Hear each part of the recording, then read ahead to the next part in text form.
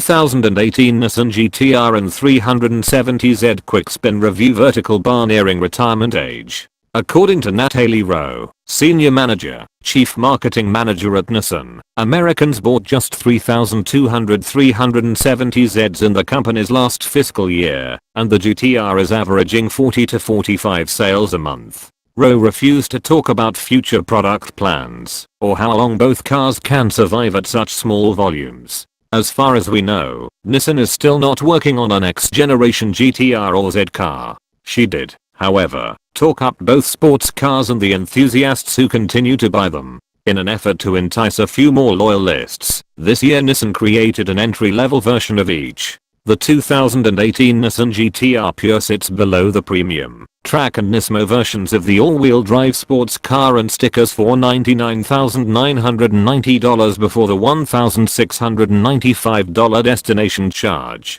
That's more than $10,000 less than the premium model. To get the price down, the Pure does without the premium's active noise cancellation and active sound enhancement, its titanium exhaust system or the Bose audio system. 100 grand for 565 horsepower once sounded like the deal of the century. But that was, like, 9 years ago. Today, Dodge offers more than 700 HP for far less, and the 650 HP Chevrolet Corvette Z06 starts at around $80,000. The 755 HP ZR1 is priced at $119,995.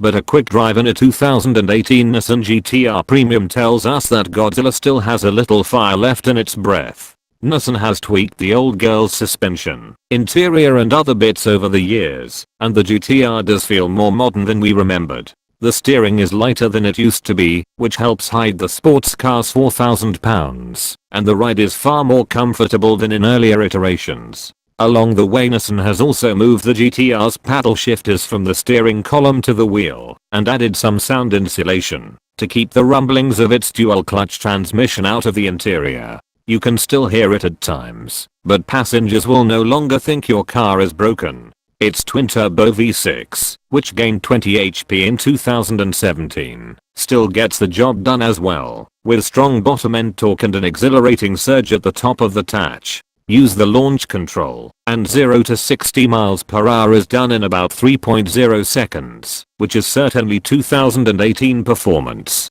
Unfortunately, the 2018 Nissan 370Z hasn't aged as well, although the rear-wheel drive two-seater remains a fair value at its $29,990 starting price. For that you get a 6-speed manual, 18-inch wheels and Nissan's 3.7-liter naturally aspirated V6, which has been around since the first iPhone. In the Z, it makes 332 HP and revs to 7,500 RPM. Nissan pumps it up to 350 HP in the Nismo model. Recently we spent some time in a 370Z Heritage Edition.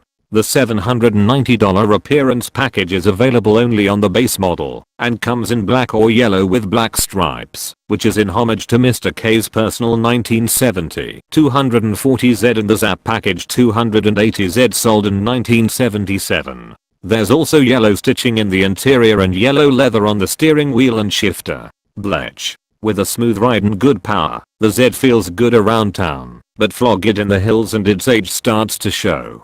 As it does in the GT-R, Nissan puts the Z's tachometer right where it should be, in the center of the gauge cluster. Unfortunately, the steering wheel is far too large for a car this small, and the steering is overboosted and offers little feel. The 6-speed is geared perfectly, and there's plenty of bottom-end torque, but the motor is buzzy over 4,500 RPM, and the softly sprung suspension gets floppy when you're pushing hard.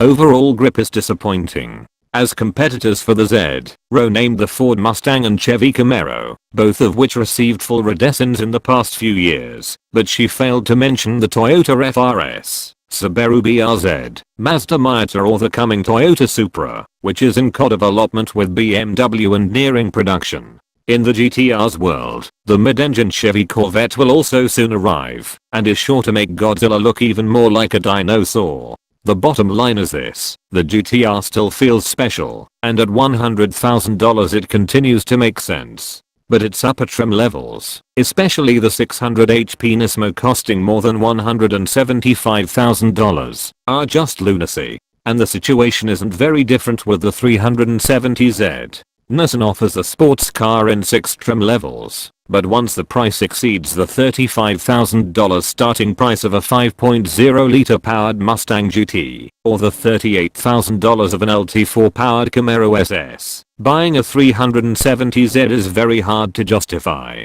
Hopefully, Nissan has an R36 GT-R and a new Z car in the works. It's time.